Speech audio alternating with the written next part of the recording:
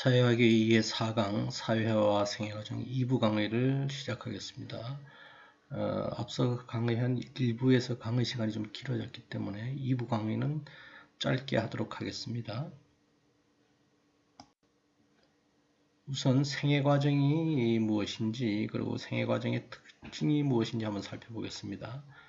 생애과정이라고 얘기하면 먼저 여러분들이 이해를 돕기 위해서 제일 아래에 있는 우리가 태어나면서부터 죽을 때까지의 과정인데 그 특징에 따라서 좀 구분이 되겠죠. 그러니까 태어나서 아동기를 겪고 그 다음에 10대 청년기를 겪겠죠. 그 다음에 성인기를 뭐 굳이 이제 초기로 나눌 수 있는 성인기, 그 다음에 또 중년인 성인기 이렇게 특징적으로 좀 나눠볼 수 있겠고 마지막 노년기 이렇게 구분할 수 있겠습니다. 그런데 이제 여기에서는 주로 이제 노년기를 중점적으로 다뤄보도록 할게요. 그래서 다시 돌아가서 우리가 생애과정이라 그러면 생애과정에 나타나는 해당 단계는 그 성격상 생물학적일 뿐만 아니라 사회적이고 심리적 자질이기도 하다. 이 뜻은 뭐냐면 우리가 라이프 코스라고 하는 게 나이에 따라서 특정한 과정을 지나가게 돼 있죠. 그러니까 그게 이제 생물학적이다 이렇게 얘기하는 거고 사회적이고 심리적 자질이다고 얘기하는 거는 그 해당 연령에서 맞이하는 사회적 환경이 다 다르잖아요. 그래서 사회적이고 또 우리가 10대에 느끼는 바, 그 다음에 또 20대에 느끼는 바, 30대에 느끼는 바 우리가 또 다르기 때문에 심리적 요인도 들어가 있다. 그러니까 라이프 코스는 얼핏 생각하면 생물학적인 단계 구분 같지만 사실은 그 나이대에 따라 다 좀 다른 특징들이 결합된다. 사회적 특징과 심리적 특징이 결합된다. 이렇게 얘기할 수 있겠죠. 그래서 그걸 이제 개인적인 차원에서 보면 개인의 생애 과정은 그 10대면 10대, 20대면 20대를 비슷하게 경험하는 것 같지만 사실은 자기가 어떤 사회적 맥락과 그 결합하느냐, 관계를 어떻게 유지하느냐에 따라서 각각이 다르기 때문에 개인의 생애 과정은 같은 연령대에 같은 시대를 살고 있어도 좀 다르다 이렇게 얘기할 수 있겠죠. 그 다음에 단계별 생애 과정 이를테면 뭐 청소년기나 아동기나 등등 이 단계별로 했을 때 특정 유형에 살고 있는 사람들의 문화적 차이 그리고 물질적 상황들의 영향을 받는다. 즉 청소년기에 살고 있는 사람들은 청소년기에 또 민감한 그 반응을 보이면서 자아 형성에 영향을 받고 또 성인들은 또 성인들 나름대로의 그 상황에 영향을 받는다. 이렇게 얘기할 수 있겠죠. 그 다음에는 사회적 요인이라고 그러면 본인이 소속돼 있는 사회 계급, 그 다음에 본인이 남성이냐 여성이냐, 서구 사회 같은 경우는 어떤 또 인종적 배경을 갖느냐 여기에 따라서 이런 사회적 요인들이 자신들이 살아가는 생애 과정에 전반적인 영향을 줄 수가 있다는 얘기죠. 그래서 한 사람의 생애 과정은 한 가지로만 우리가 변수로만 볼 수 있는 게 아니라 사회계급, 젠더, 인종 이런 여러 변수가 결합돼서 교차적으로 그 사람의 삶의 과정에 영향을 준다. 이렇게 이제 얘기할 수 있겠죠. 그러니까 한편으로는 개인의 생애 과정, 라이프 코스라는 건 뭐냐면 사회계급, 젠더, 인종과 같은 사회적 변수도 있고 또 하나는 그 세대가 혹은 그 나이 연령대가 어떤 시대를 살아가고 있느냐. 예를 들면 2차 대전을 겪고 있는 세대인가 아니면 평화로운 세대에 살고 있는 세대인가 이게 각각 영향을 주겠죠. 그 다음에 이제 무슨 그 다른 나라들 같은 경우는 독일 같은 경우라 그러면 만약에 동독이라 그러면 그들이 이제 그 공산주의 체제에 있었는지 아니면 통일된 독일에서 자유주의 시스템에서 살고 있는지 이런 등등 역사적 배경도 그 사람들의 라이프 코스에 영향을 준다 이런 얘기입니다. 그 다음에 비슷하지만 구분되는 개념을 좀 살펴볼게요. 하나는 뭐냐면 그렇다 보면 라이프 코스를 형성하는데 출생 코호트라는 개념과 그 다음에 칼 마나하임이 얘기한 세대라는 개념이 있어요. 그래서 출생 코호트라는 건 뭐냐면은 같은 연도에 태어난 사람들. 근데 이 사람들은 경험을 비슷하게 하겠죠. 사회적 갈등, 음악적 취약, 문화적, 정치적 증거 등을 공유하면서 세대를 형성하겠죠. 근데 이 코호트라는 건 뭐냐면 뭐 응집력이 있는 집단은 아니다 이런 얘기예요. 그러니까 뭐냐면 우리가 요즘 소설책이 아마 그런 게 얼마 전에 나와서 유행했지만 82년생 김지영 하는 소설이 있다고 그러면 만약에 82년생이라고 하는 김지영 말고 다른 82년생 이렇게 얘기하면 그게 출생 코드겠죠. 그렇다고 해가지고 82년생이 무슨 다 특정한 그 어떤 그 경험은 비슷하게 하지만 그들이 뭉쳐서 무슨 일을 하고 이러진 다 같은 82년생이 뭐 모여서 그 조직적인 힘을 발휘한다든가 단체를 유지한다든가 이건 아니니까요. 그걸 이제 코트라고 얘기하죠. 근데 이제 그 단계를 좀 지나서 특정 연령대에 태어났던가 아니면 그 연령대 비슷한 연령대에 태어난 사람들이 거기서 세계관을 좀 같이 한다.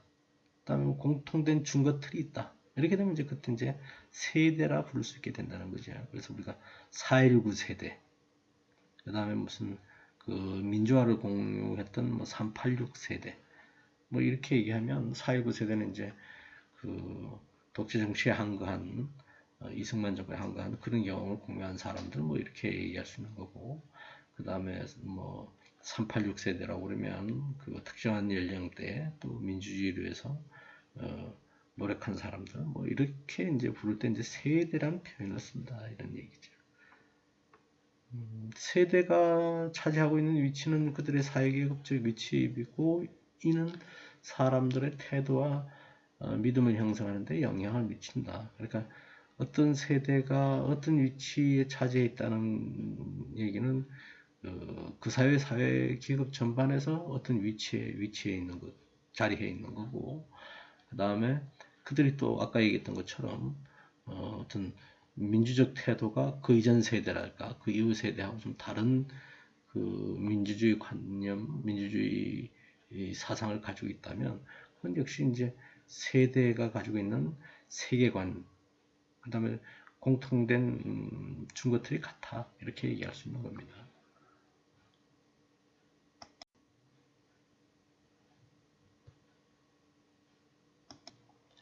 앞서서 얘기할 때 아동기를 얘기해서 예를 들자면 라이프 코스가 생애 과정이라는 게 역사적 배경에 영향을 받는다 그랬잖아요. 그런 것처럼 아동기라고 해서 다 같은 그 지금 살고 있는 아이들의 아동기랑 100년 전의 사람들의 아동기랑 같을 수 없다 이런 얘기죠. 역사적 배경이라는 얘기는.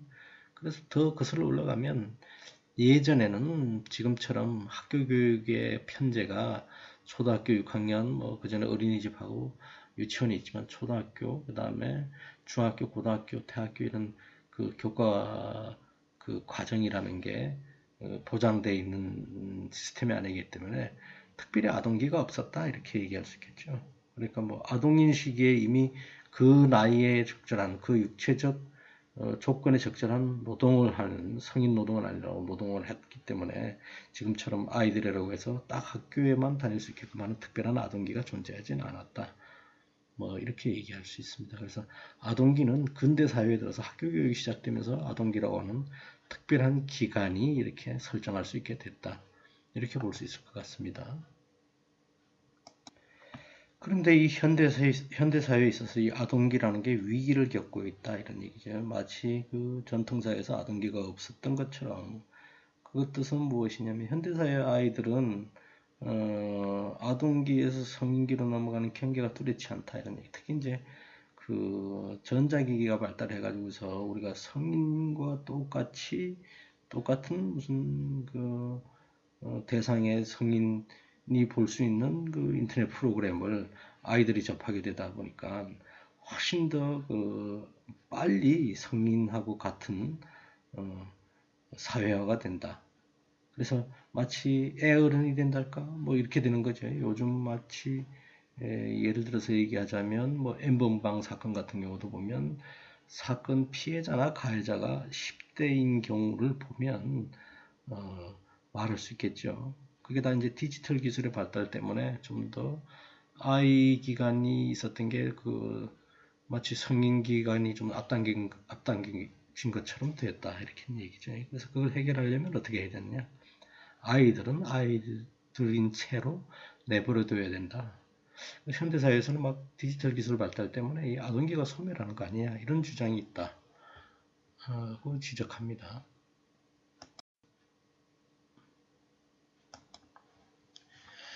그 다음에 청년기나 중년기 뭐 이 정도는 그 좀 성인기, 중년기는 생략하고 바로 이제 노년기에 대한 주제로 들어가서 논의를 이어가 보겠습니다. 우선 사람들은 어떻게 나이 들고 늙어가는가 하는 문제를 다룰 텐데요. 에이징이라고 하는 걸 우리나라 말로 번역하면 이제 나이 먹어감, 늙음 뭐 이런 얘기가 되겠죠. 그래서 사람들이 나이 먹고 늙어감에 따라서 영향을 받는 여러 가지 변화가 있는데 그건 생물학적 변화, 심리적 변화, 사회적 변화 이런 걸 다 이제 나이 들면서 겪는 변화를 총칭해서 우리가 나이 먹어간다, 늙음이다 이렇게 얘기하는 거죠. 그래서 거기 이제 특징들이 다 달라요. 생물학적 시기는 말 그대로 이제 육체적으로 변화하는 여러 가지 변화를 생물학적 시계. 그 다음에 심리적 시기에 우리가 이제 주의해야 될 점은 정신이나 의식상의 능력 이런 게 다 어떤 의미에서 보면 기억력 이런 게 다 심리학적 변화다 이렇게 얘기하는 거죠. 주로 이제 심리학적 변화는 이런 여러 가지 특징들이 쇠퇴하는 것하고 연관돼 있다. 그 다음에 이제 사회적 시계라고 얘기하면 물리적 연령과 관계된 문화적 규범 가치. 그러니까 노인이라는 그 부류에 대해서 사람들이 그 관념이 있잖아요. 예를 들면 뭐 사회적 시기는 예전 같은 경우는 뭐 지금 같은 그 기대 수명을 살지 않을 때니까 노인의 나이도 훨씬 일찍 시작하고 그랬기 때문에 그 사회적으로 대하는 문화적 규범이라고 그러면 그 당시는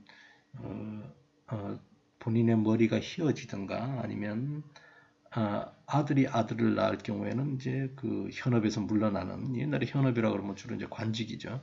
관직에 물러나는 기준이 이제 그렇게 얘기된 적도 있죠. 근데 지금 같은 경우는 뭐 여러분들 알다시피 얼마 안 지나면 선거가 있지만 그 출마 연령들을 보면 굉장히 나이 많다 이런 얘기죠. 그러니까 각각 달라요. 그게 노인이라고 얘기하는 그에 대한 기대, 역할, 기본 가치가 노인이면 어때야 된다는 게 좀 다르죠. 그건 이제 사회적 시계라고 얘기하겠죠. 그 다음에 또 개념 하나는 이제 노년기 삶의 여성화라는 개념이 있는데 노년 세대로 들어가서 이제 우리 뭐 공식적인 노년이라고 그러면 65세 이상 이렇게 얘기하는데 65세 이상 인구 중에 남녀 비율을 따지면 여성 비율이 훨씬 더 많다 이런 얘기. 그러니까 할머니들이 훨씬 오래 산다 이렇게 얘기하는 거예요. 그래서 노년기 삶의 여성화 그러니까 거긴 노년기 삶이라고 했지만 뭐 영어 표현은 후반기 레이트 라이프 그러니까 인생의 그 라이프 코스 중에 뒷부분에는 이제 여성화되어 있다. 그러니까 여성 할머니 숫자가 할아버지 숫자가 많아진다. 이걸 이제 노년기 삶의 여성화다. 그런 특징은 어느 사회나 그 동일하게 나타나는 거죠. 그다음 이제 그 에이지즘이라고 그래가지고서 노소 차별주의가 있어요. 나이가 많다는 이유만 노인들이 엄밀하게 이렇게 표현하고 나면 노소 차별주의가 아니라 노인 차별주의겠죠. 노소는 이제 나이 많은 사람과 젊은 사람하고 구분 짓는다는 얘기인데 그 구분 짓지만 구분 짓는데 차별하는 대상이 누구냐? 노인들이다 이런 얘기지. 그래서 노인들이라는 얘기 때문에 노인 차별주의 이렇게 얘기할 수 있겠죠. 그게 이제 어떤 차별을 겪느냐고 보면 뭐 각각 이제 여러분들 읽어보면 되겠어요. 사회관계나 태도에서 차별을 겪고 고용에서 그 다음에 재화와 서비스 분배 영역에서도 노인은 아무래도 불리한 처지에 있겠죠. 그걸 이제 우리가 노소차별주의라고 그러고 노소차별주의의 구체적인 내용으로 말씀드렸습니다. 그 다음에 노령화, 우리가 앞에 에이징이라고 그래 늙어감, 뭐 그 다음에 이건 노화하고는 좀 다르죠. 나이 먹어가는 그냥 그 현상을 얘기하는 거고 노화는 보통 이제 생물학적으로 이제 뭐 그 늙어가는 거, 주름살 생기고 뭐 흰머리 생기고 여러 가지 그 거동 불편해지고 뭐 이런 등등 아까 그 노년에서 생물학적 변화를 얘기할 때 우리가 노화라 그러죠. 노령화는 이제 나이 먹어가는 걸 얘기하는 거지.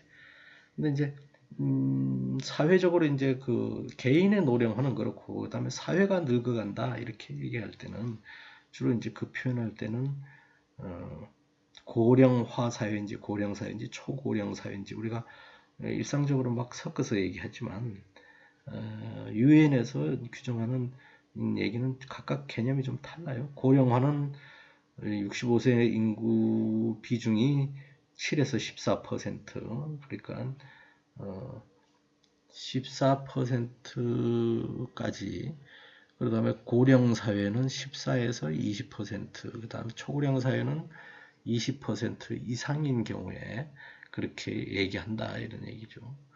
그래서 14% 기준이 그게 충족되어 있으니까 14% 고령화 사회는 7에서 7% 이상, 14% 미만이 되겠죠. 그러니까 만약에 우연찮게도 14%다 이렇게 되면 사실 이제 고령 사회가 되는 거죠.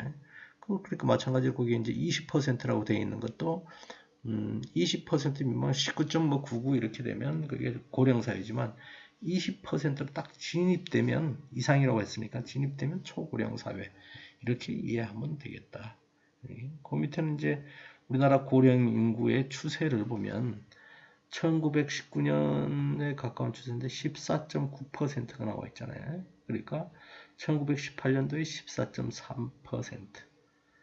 그러니까 뭐 2010년도에 10%니까 2000년대에 고령화 사회에서 급속히 진전돼 가지고서 우리가 2018년도에 진입하면서 드디어 고령화에서 고령 사회로 진전되어 갔다. 이렇게 말씀드리겠습니다. 그 다음에 우리가 이제 고령화를 논의하는 이유는 사실 고령화 내지 뭐 앞에서 각각 구분했지만 어쨌거나 그 나이 많은 노인들의 비율이 높아지는 사회가 되면 그걸 떠받들고 일해야 되는 사람들의 부담이 가중된다 이런 얘기죠. 그래서 노령화 사회가 점점 더 노령화, 고령화 뭐 하여튼 번역하기 나름이지만 그게 점점 더 진전된다는 얘기는 비율이 이제 노인 인구 비율이 높아지는 것은 뭐냐면 한편으로는 노인들이 좀 오래 살기 때문에 또 이제 비중이 점점 높아지는 경우도 있지만 또 이제 젊은 사람들이 그만큼 충원이 되면 어린아이들이 충원이 되면 그 비중이 일정하게 유지될 텐데 그게 이제 급속도로 감소하게 되면 그래서 출산율자와 노령 인구의 그 건강하게 오래 사는 삶 뭐 이게 이제 결합돼서 사실 이제 그 노령 인구, 65세 이상의 인구가 늘어난다. 비중으로 단순한 숫자로 늘어나는 게 아니라 이제 비중으로 따지면 18%로 얘기하니까 그렇게 얘기할 수 있겠죠. 그래서 우리가 부양비라는 계산을 하게 돼 있어요. 그래서 일반적인 부양비라고 그러면 여기 나온 것처럼 총인구 중에서 생산 가능 연령층 인구가 15세에서 65세 사이인데 그가 부양할 비생산 연령층인 인구가 이제 미성년자들 있잖아요. 14세까지. 그 인구하고 또 노령 인구인 65세 이상을 다 이제 젊은 사람들이 15세에서 65세 사이를 그게 이제 그렇게 생산 가능 연령층인데 다른 말로 표현하면 경제활동 인구 뭐 이렇게도 얘기해요. 그러니까 부양비를 공식을 얘기하려면은 14세 이하 인구하고 65세 인구를 합한 걸 가지고서 경제활동 인구로 나눠서 그다음에 비율이니까 곱하기 100 이렇게 하면은 부양비가 나오겠죠. 그게 이제 부양비고 여러분들이 이제 주의해야 될 게 노년 부양비라고 따로 있어요. 노년 부양비는 거기서 14세 이상 인구를 제외하고 노인만 가지고 해야죠.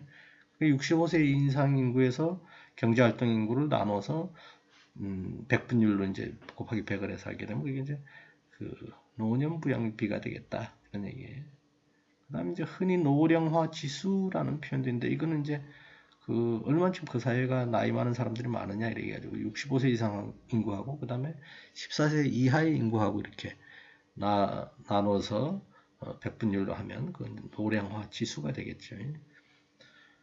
그다음에 이제 각각 통계에 나와 있는 건 뭐 여러분들이 저 진전에 나온 건 설명을 자세히 해놨으니까 참고하기 바랍니다.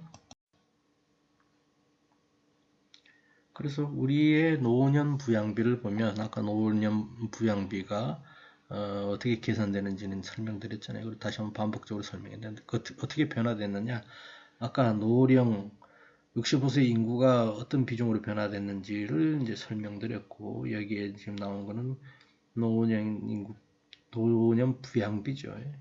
그래서 그 계산은 우리가 쉽게 알아듣자면 생산 가능 인구, 그러니까 경제활동 인구가 일하는 사람들이 몇 명의 노인을 부양해야 되느냐, 뭐 이런 얘기예요. 그러니까 여기는 이제 몇 명이 부양해야 되느냐, 일하는 사람 100명이서 노인을 몇 명, 그 일하지 않는 노인을 몇 명 부양해야 되느냐, 이걸 이제 측정하는 거라고 말할 수 있겠죠. 그래서 보면 그 비중이라는 게 뭐냐, 100을 곱해놨기 때문에 보면은 점점 더 늘어나고 있죠. 2010년에는 일하는 사람 100명이서 14명을 15명, 2011년 15명 먹여 살리면 되는데 사실. 근데 이제 2019년 되니까 20명을 먹여 살려야 되는 것처럼 이렇게 이제 그 표를 그렇게 해석하시면 되겠어요. 다음. 그러니까 이건 총부양비는 뭐냐면 노년 인구만 먹여 살리는 게 아니라 일할 수 있는 사람들이 경제활동 인구가 그 다음 14세 이하의 인구도 먹여 살려야 되니까 일을 하고 있지 않을까. 그것까지 포함했을 때는 그러면 어떻게 되느냐. 그 통계를 한번 보게 되면 좀 더 달라졌죠. 100명당 하여튼 먹여 살릴 아이들 포함해서 노인들 먹여 살려야 할 인구가 2010년도에는 36, 36.9니까 37명. 근데 이제 2011년 좀 주는 경향이 있더니만 다시 2016년도에 돼가지고 쭉 올라가서 36, 37, 37.6, 2019년도에 점점 더 이 추세는 이제 그 어느 정도 떨어졌다가 이렇게 완만히 가다가 다시 올라가는 거지만 지금 이제 앞으로 우리가 출산율 대비 그 다음에 노인 인구 증가 그 속도 내지 비중을 보면 점점 더 늘어날 가능성이 있다. 이렇게 얘기했습니다. 그 다음에 노령화 지수라고 아까 하는 설명이 있었죠. 노령화 지수는 뭐냐면 어린아이들 14세 이하의 아이들하고 그 다음에 65세 이상 인구하고 이 비중을 얘기하는 거죠. 근데 이제 그 비중이 어린아이가 14세 이하가 100이면 그 다음에 65세 인구가 100명 뭐 이렇게 되면 이제 그 지수가 뭐겠어요? 100대 100이면 이제 100 정도 되겠죠.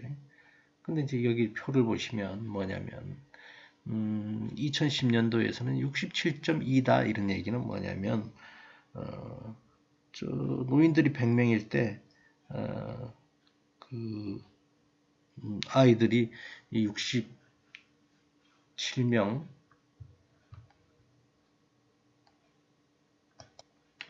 아니죠. 2010년도의 경우에는 아이들이 100명일 때 노인 인구가 65세 이상 노인이 67명 정도 비중이 있었다는 거죠. 근데 이제 그게 그 2016년도쯤 되면서 비슷한 수치가 됐다는 거죠. 14세 이하랑 노인 인구가. 근데 이제 점점 더 시간이 지나면서부터 2017년도 이렇게 되면서부터 아이들 인구가 100명이라 그러면 노인 인구는 120명, 2019년.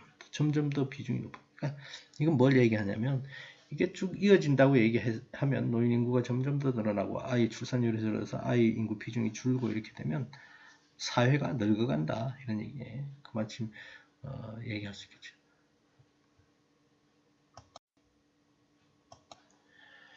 그 다음에 사회가 이렇게 점점 더 늙어가고 있다든가 노인 인구 비중이 높아진다는 얘기는 비중이 높아진다는 얘기는 노인 인구가 훨씬 더 오래 사는 조건이 마련된 것도 있지만 아까 얘기했지만 그 출산율이 더 낮아서 어린 인구의 비중이 점점 더 줄어드는 이 양측면이 다 결합되어 있다고 볼 수 있겠죠. 우선 노인들이 오래 살게 됐다 이런 얘기를 할 수 있는데 그걸 이제 예전 같으면 평균 수명 뭐 이 얘기를 했지만 요즘 들어서는 평균 수명 개념을 잘 쓰지 않고 라이프 익스펙턴시라고 그래서 기대 수명, 기대 여명 이런 표현을 써요. 근데 이건 이제 그 여러 가지 조건을 다 결합해서 어떤 사람이 몇 살까지 살 수 있을까 이런 통계인데 여기 보면 지금 2019년 기사를 하나 링크를 해놨는데 거기 보면은 2016년에 태어난 아이 기준으로 했을 때 82.7세 우리나라가 세계 9위다 뭐 이런 기사가 있잖아요. 근데 여러분들에게 알아둬야 할 게 2016년도 태어난 아이라고 그랬어요. 그러니까 2016년에 한국인의 기대 수명 이렇게 얘기해서 이게 82.7세라가 나와 있으면 이거는 뭔 뜻이냐면 한국 사람들의 평균 수명이 아니라 여러 가지 의료적 기술이랄까 보험 제도랄까 그 다음에 무슨 그 수도 시설의 그 소독 정도랄까, 위생 정도랄까, 그 다음에 식생활 습관이랄까, 그 다음에 먹을 수 있는 영양 섭취의 가능성 이런 거 다 고려해서 2016년도에 태어난 아이가 몇 살까지 살 수 있을까? 이 통계입니다. 그러니까 그게 이제 82.7세까지 살 거다 이런 얘기예요. 우리가 여러분들 세대나 내가 그 정도 82.7세를 산다는 게 아니라 2016년도에 태어난 아이가 평균적으로 그 정도 살 수 있을 거다 이런 얘기예요. 그게 보면 아까 밑에 보면 여성이 85.6세, 남성은 79.5세. 여성하고 남성하고 한 5, 6세 차이가 나잖아요. 그러니까 이 반영이 사실 이제 아까 얘기했던 것처럼 개념 중에서 노년기 세대의 여성화. 그러니까 할머니들이 많아지는 거죠. 할아버지들보다 노인 세대에서는 훨씬 더 할머니들이 오래 사니까. 근데 이 부분에 대해서는 그 이유는 왜 그러냐 뭐 이런 부분에 대해서는 이제 여러 가지 논의가 있는데 통일된 견해는 없는 편이지만 현상적으로 하여튼 어느 나라든지 여성이 오래 사는 걸로 돼 있다. 이걸 여러분들이 알면 되겠어요. 그래서 도표를 한번 보면서 설명하면 연도별 추이를 보게 되면 2008년도부터 2017년도까지 연도고 왼쪽에는 나이죠. 그렇게 해서 보면 이제 가운데 여기 잘 안 나왔네. 가운데 있는 게 이제 기대 여명이고 위에 이제 빨간 줄로 되어 있는 게 여성들의 기대 수명. 그다음에 여기 파란 줄로 되어 있는 게 여성들의 기대 수명인 거죠. 그래서 보면 항상 비슷하게 여성들이 훨씬 더 오래 사는 간극은 비슷하죠. 몇 살 더 오래 사는지 비슷비슷. 그래서 이 정도 추이를 보이고 있다. 그래서 아까 말씀드렸지만 뭐냐면 82.7세라고 하면 2017년도에 기대 수명이 이렇게 나왔다고 하면 82.7세는 이 의미는 2017년도에 태어난 아이가 장차 몇 살까지 살 수 있을까 이런 계산을 지표화한 거다 이렇게 이해하시면 되겠습니다. 그 다음에 사회가 늙어가는 데는 노인들이 오래 살기도 하지만 한편으로는 어린아이들이 적게 태어나는 것, 덜 태어나는 것가 영향을 준다 이런 얘기죠. 그걸 이제 지표화한 게 출산율이다 이런 얘기예요. 그러니까 우리는 양쪽의 압박을 같이 받는 거죠. 그러니까 노인 인구는 늘어나고 출산율은 줄어들고 이래서 이제 노령화가 급격히 진전돼서 그걸 미리 이제 예측하고 대비해야 되는 상황에 처해 있다 이렇게 얘기할 수 있는 거죠. 그래서 보면 합계 출산율이라고 나와 있는데 합계 출산율은 점점 더 줄어들었어요. 영국, 미국, 프랑스, 뭐 일본보다도 더 낮은 1.19명 이 정도가 됐다. 점점 더 떨어지는 추세다. 자세한 얘기는 여러분들이 밑에 보시면 되고 그 다음에 나오는 건 추이죠. 우리가 합계 출산율이라 그러면 한 여성이 가임 기간 15세부터 이제 49세까지 이제 임신해서 아이를 낳을 수 있는 연령으로 본다 그러면 그 연령대에 있는 여성들이 아이를 낳을 것으로 평균 몇 명을 그 기간 동안에 낳을 수 있을까 이렇게 이제 기대해서 한 사람이 몇 명을 낳을 수 있을까 기대 수치로 우리가 표현하는 건데 거기 보이는 것처럼 2009년도에 1.15명에서 조금 높아져서 1.3분까지 갔는데 점점 떨어지더니만 드디어 2015년쯤 돼서 급전직하로 떨어지더니만 우리가 2018년도에는 1보다고 낮은 0.98로 떨어졌다. 굉장히 한 위기다 이렇게 말씀드릴 수 있겠습니다. 이 표는 아까 코호트 개념도 잠깐 말씀드렸지만 한국인의 출생 연도별 인구 구조 이렇게 본 거고 왼쪽에는 이제 그 막대 그래프화 시킨 거고 오른쪽은 숫자화 시킨 거죠. 그래서 보면 우리가 베이비 부모 세대라고 얘기하는데 가장 많은 인구가 어디에 포진해 있어요? 50년대 전쟁이 끝나고 나서 55년도에서 거기 보면 60년도, 65년도니까 63, 4년도까지의 인구가 급격하게 늘어나죠. 우리가 이제 요걸 이제 우리나라에서는 베이비 부모 세대라고 그러는데 그 인구만 늘어난 게 아니라 그게 잠시 주춤해서 줄어들었다더니만 또 70년대생들을 중심해 가지고 또 한 차례 인구가 굉장히 많은 수치로 늘어났죠. 그래서 우리가 흔히 생각하면은 마치 전쟁 이후의 세대가 50년대 말쯤에서 중반 이후부터 60년대 초까지 인구가 이제 베이버 부머라고 해서 인구가 많은 듯하지만 사실 보면 여기 70년대도 굉장히 많다 이런 얘기예요. 그래서 이거는 이제 추이고 그때 태어난 사람들로 추이로 보는 거고. 그래서 지금 들으면 현재 상태에서 인구 비중을 보면 쭉 보면 이제 이 인구 비중을 보면 2010년도에 조사한 거지만 어느 생이 제일 많느냐? 여기 60년대생이 그 당시에 이제 우리가 이 2010년도 통계니까 2020년이니까 뭐 중간에 죽는 사람도 있겠지만 뭐 그래도 그 비중이 비슷하게 온다 그러면은 10씩 이렇게 연대생이니까 변하지 않지만 지금 이제 연령대가 조금 바뀌었겠죠. 그래서 그거는 이제 별로 변하지 않는다고 보면 60년대생이 가장 많은 17%. 근데 의외로 이제 70년대도 굉장히 많다 이런 얘기예요. 17%에 가까이 있죠. 그러니까 인구 정책을 펴는 사람들은 이런 이제 고려가 있어야 되겠다 이런 얘기죠. 그래서 이 통계는 70년대생부터 지금 2018년도까지 실제적으로 아예 실숫자로 태어난 아이가 몇 명이냐? 뭐 이렇게 보면 여기 이제 숫자가 나와 있죠. 70년대부터 이제 앞에 통계를 빼고 60년대 빼고 70년부터 봤을 때는 어쨌거나 71년생이 71년도에 아이가 가장 많이 태어난 거. 그때가 100만이 넘었죠. 70년, 71년이. 지금 보시면 뭐 6, 70만 이렇게 80만 쭉 오더니만 지금은 1년에 태어나는 아이가 32만 정도 오니까 앞으로 이 추이가 쭉 연결되면 점점 더 이제 사회가 고령 사회가 된다 이런 얘기를 말씀드릴 수 있겠네요.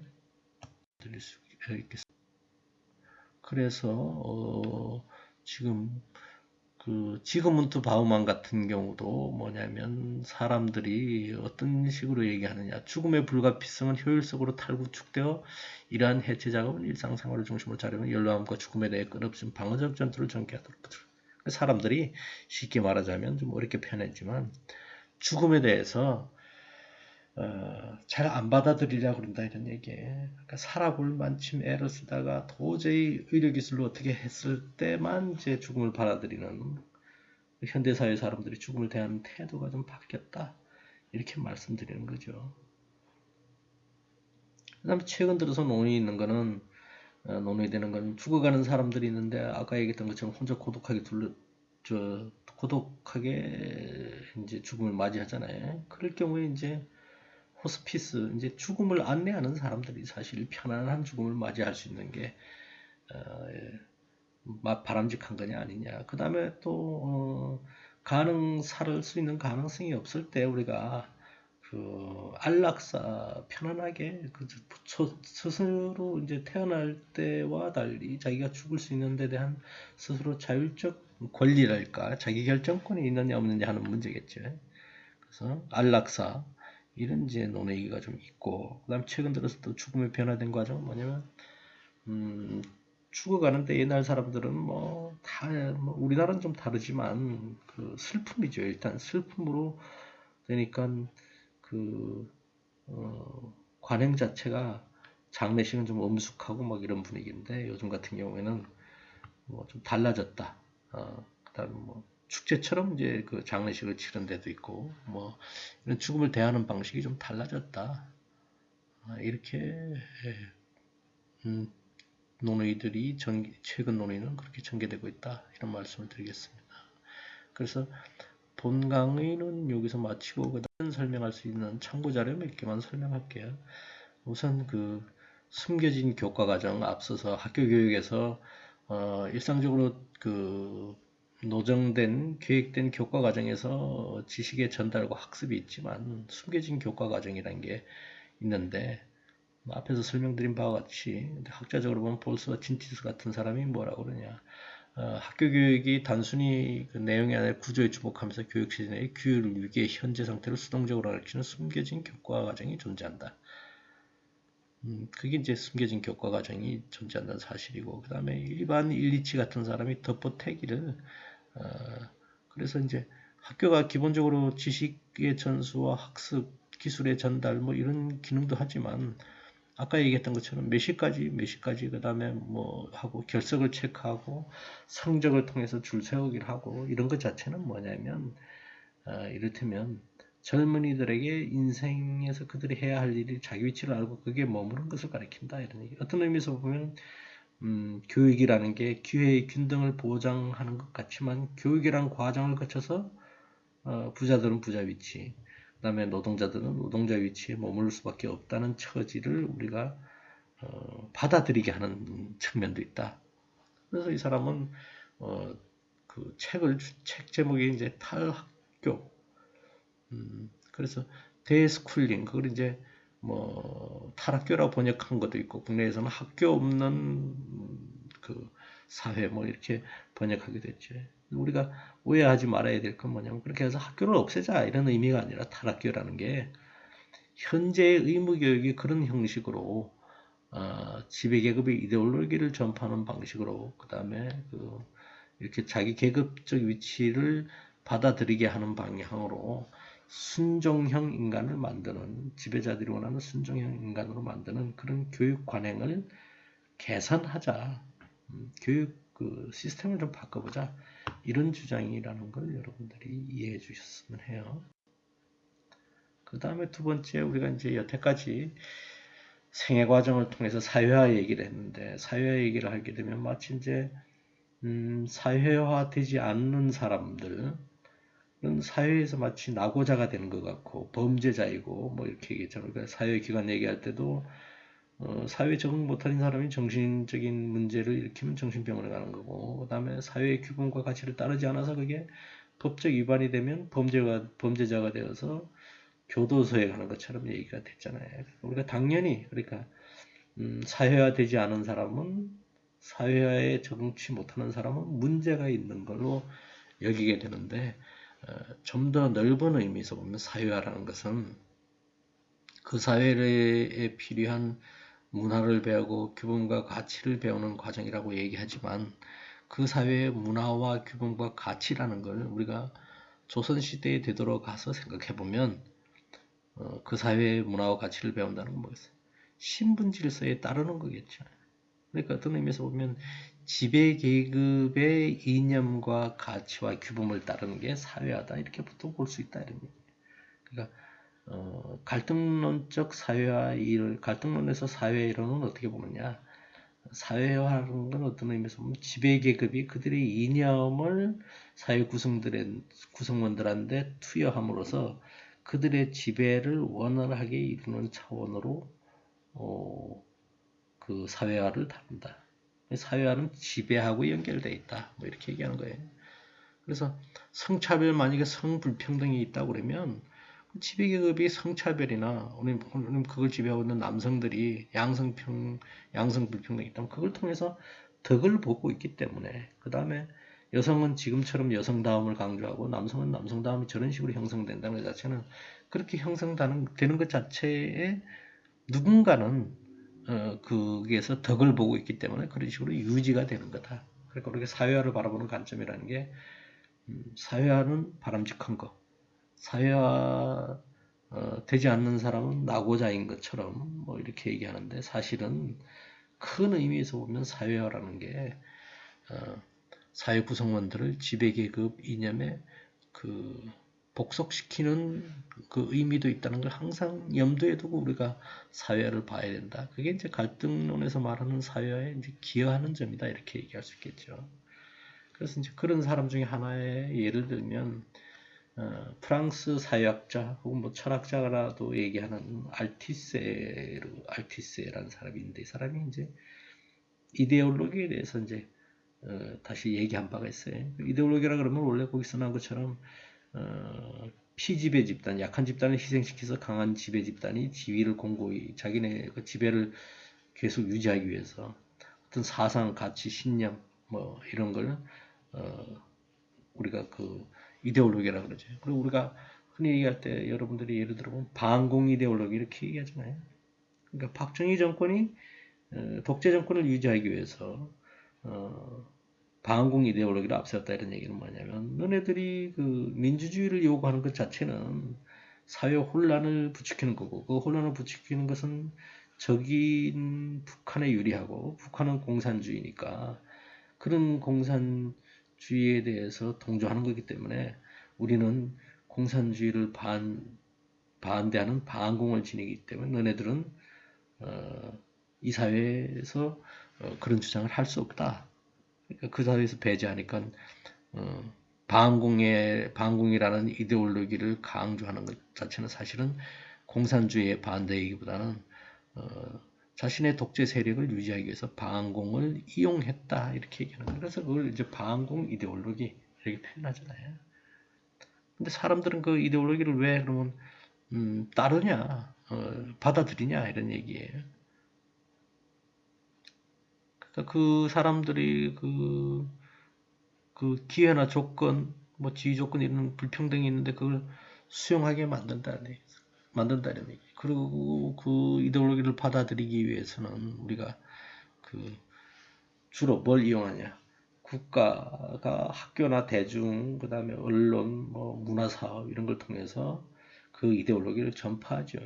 그래서 지금은 그렇지 않지만 옛날에는 뭐 80년대 같은 경우는 언론이 정부에 지배되어 있을 때는 지금 뭐 북조선 같은 경우로 보면 북한 같은 경우로 보면 그렇지만 언론이 이제 권력의 나팔수 역할을 한다. 뭐 이렇게 된다는 뜻은 뭐냐면 이데올로기를 전파하는 거죠. 그러니까 쿠데타를 통해서 정권을 잡았음에도 불구하고 언론이 제 역할을 안 하고 그 사람이 마치 혼란한 사회를 구제하는 것처럼 구국의 영웅이 것처럼 이제 그 TV에서 뉴스를 만들고 영웅담을 만들어내고 그 다음에 뉴스를 통해서 끊임없이 그 쿠데타 세력을 노출하고 뭐 이런다는 얘기는 쿠데타란 게 아니라 이를테면 무슨 나를 위해서 그 혁명을 일으킨 것처럼 포장하는 거죠. 그러니까 어떤 의미에서 보면 우리가 그걸 받아들인다는 것 자체는 지배 이데올로기를 받아들이는 것 자체는 넓은 의미에서 일종의 사회화다. 그러니까 사회화가 다 바람직한 것인가 하는 이제 근본적인 의문을 한번 생각해 볼 수 있다. 이런 말씀을 드리고 오늘 강의를 마치겠습니다. 감사합니다.